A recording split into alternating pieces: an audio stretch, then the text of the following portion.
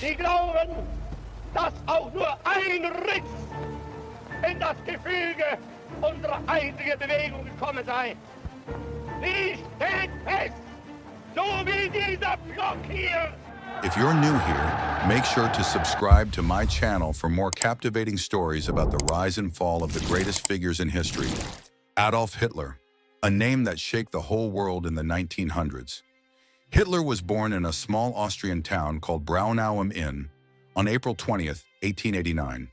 No one knew the name Adolf Hitler would one day echo through every corner of the world, a name that would come to symbolize destruction, hatred, and war. He entered this world as a frail child, the son of Alois Hitler, a strict customs officer, and Clara, a soft-spoken, devoted mother who adored her son more than anything else. His childhood was a mix of fear and affection. His father's temper often clashed with his own stubbornness, but it was his mother's tenderness that kept a spark alive in him, a spark that would one day burn the world. From a young age, Adolf dreamed of being an artist. He loved sketching buildings, painting scenes, and imagining grand cities. But when his father insisted he follow in his bureaucratic footsteps, their relationship broke. After his father's death, young Hitler believed freedom had finally come. He dropped out of school, packed his dreams, and left for Vienna, a city alive with culture, art, and opportunity. But Vienna had no place for him. In 1907, Hitler applied to the Academy of Fine Arts. He was rejected, not once, but twice. His work was called unsuitable. His heart shattered.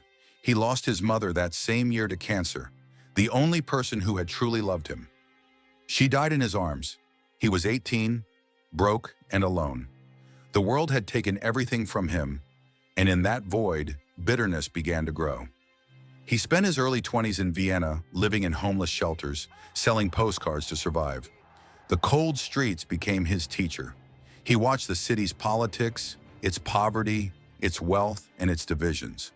Vienna at that time was a boiling pot of nationalism, anti-Semitism, and resentment. These ideas seeped into his mind. He began to believe that the German people were destined for greatness, but were being held back by outsiders, by weakness, by corruption. When the First World War broke out in 1914, Hitler saw it as a chance for redemption. He enlisted in the German army, not Austria's, because in his heart he already considered himself German. On the battlefield he found purpose. He fought bravely as a messenger, carrying orders across deadly lines. He was wounded twice, once nearly blinded by gas. The medals pinned to his chest gave him pride. For the first time, he felt he belonged to something greater than himself.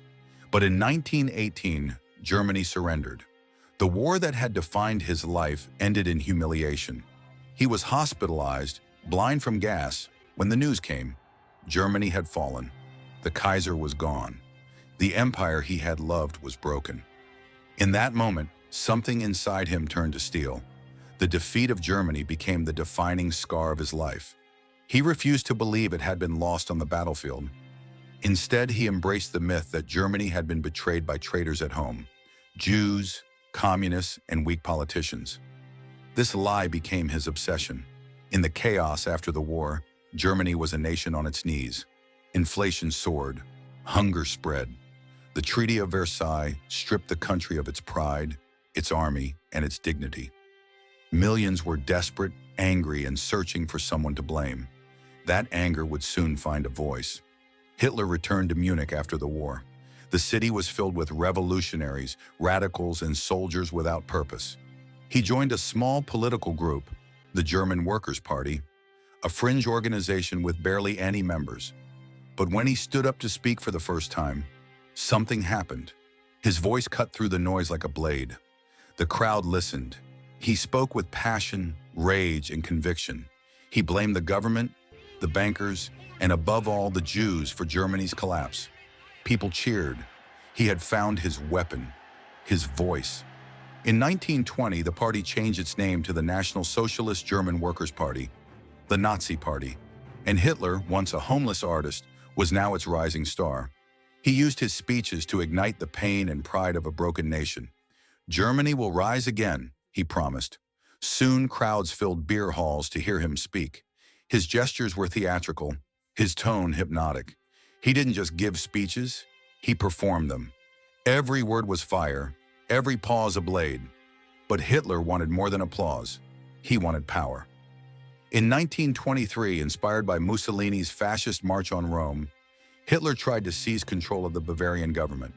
Hundreds of Nazis marched through Munich, shouting slogans of revolution.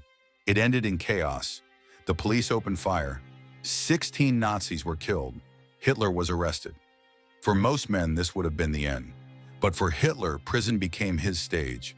During his trial, he transformed from a failed rebel into a national figure. The newspapers printed his every word. He played the role of a patriot, not a criminal. When the judge sentenced him to 5 years, he smiled, knowing he had won attention, not lost freedom. In prison, he dictated his vision to Rudolf Hess, a book that would later shake the world. Mein Kampf, My Struggle. In its pages, he poured his hatred, his dreams, his twisted vision for Germany's future. He spoke of race, purity, and conquest. A world ruled by the strong, cleansed of the weak. After just 9 months, he was released. He stepped out of prison no longer a prisoner, but a man with a mission. Germany was falling apart again. Hyperinflation had turned money into worthless paper. Families carried bags of cash just to buy bread. People were desperate, and in that desperation, Hitler saw opportunity. He rebuilt the Nazi Party from the ground up. Propaganda, youth groups, symbols, uniforms, marches. Everything was designed to create unity, identity, and fear. The swastika, once an ancient symbol, became a banner of terror. His speeches filled stadiums. His image was everywhere. He was no longer the drifter or dreamer. He was the voice of millions. By 1930, the Nazi Party was no longer a fringe movement. It was a political powerhouse. The Great Depression had hit, unemployment soared, and faith in democracy crumbled. The Nazis promised jobs, order, and pride. Their rallies became spectacles. Torches, music, banners, chants. The world watched, half fascinated, half horrified, as a new kind of politics was born.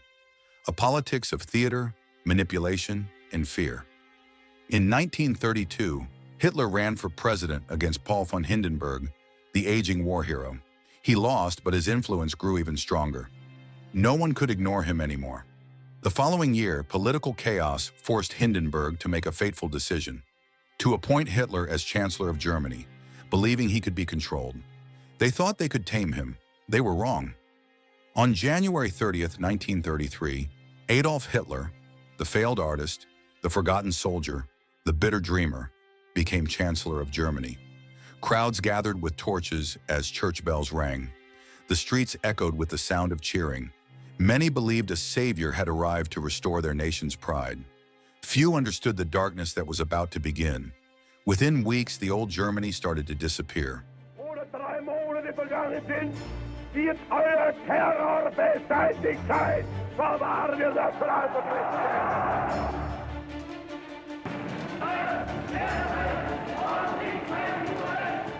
When Adolf Hitler took office in 1933, Germany stood at a crossroads. To many, he was a symbol of hope, a man who promised order, pride, and revival. To others, he was a dangerous fanatic, but none could imagine how quickly he would turn democracy into dictatorship. He began with fire. In February 1933, the Reichstag, Germany's parliament building, went up in flames. Hitler's government blamed communists, calling it proof of a plot against the state. Overnight, civil liberties were suspended. Newspapers were censored. Opposition parties were silenced. The emergency decree gave Hitler the power to arrest anyone without trial. Fear spread like wildfire. A month later, the Enabling Act was passed, giving him absolute authority to make laws without parliament. The fragile democracy of the Weimar Republic was gone. In its place stood a new regime, the Third Reich. Step by step, Hitler dismantled everything that stood in his way. Political rivals vanished. Independent unions were crushed. The press became his voice. Schools began teaching children to worship the Führer. The swastika flew from every building, and millions raised their right hand to salute one man, the savior they believed in. But behind the cheering crowds, the foundations of terror were being built. The Gestapo, Hitler's secret police listened, watched, and struck fear into every home. The SS, his elite military force, became an army of fanatics sworn to him personally. Concentration camps began to appear, first as prisons for political opponents, then as something far darker. Germany became a nation of silence, a place where neighbors disappeared and nobody asked why. In 1934, when power within his own party began to challenge him, Hitler struck back.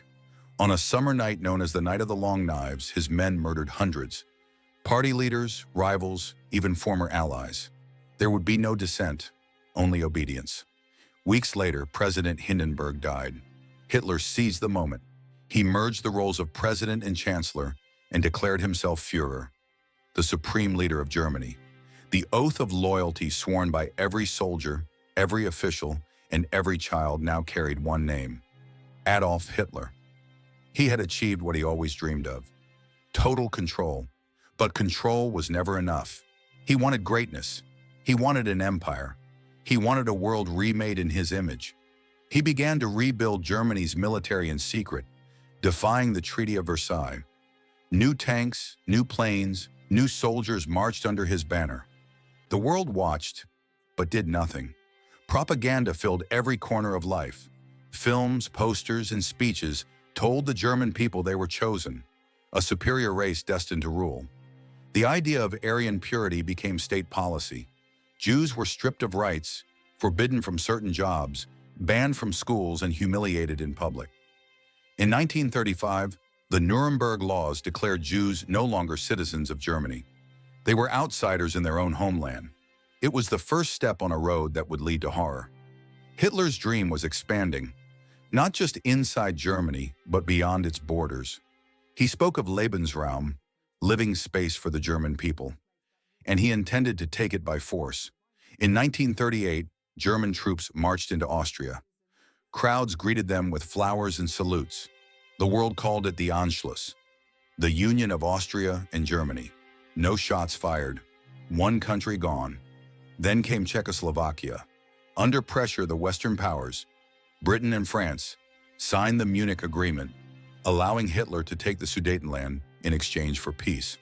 British Prime Minister Neville Chamberlain returned home declaring, "Peace for our time." But Hitler was never interested in peace. He was buying time.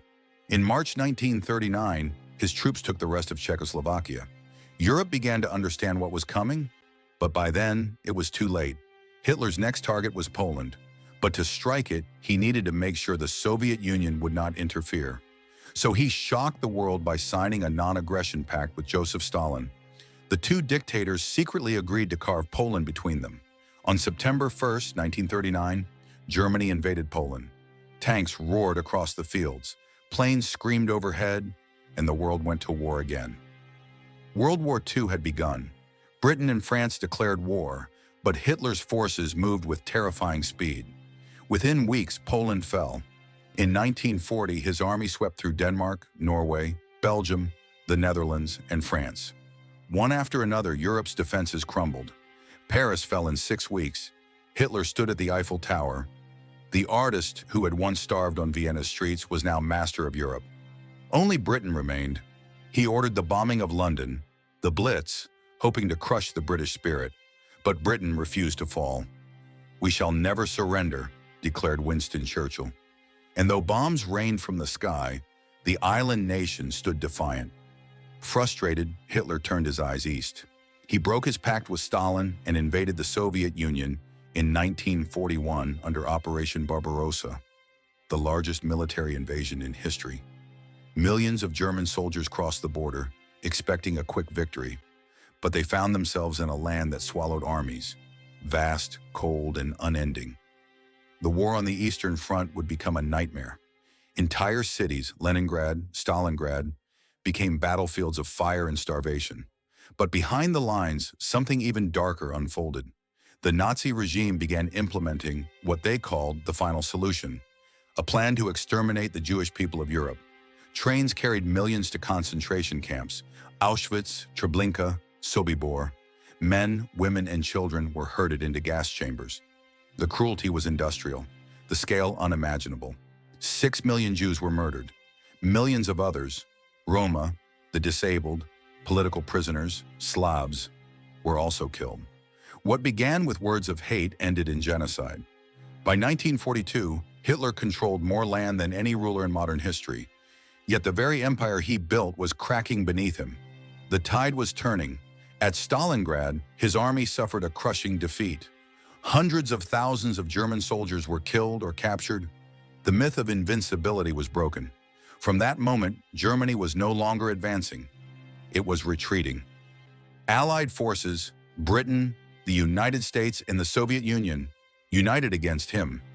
The skies over Germany filled with Allied bombers. Cities burned.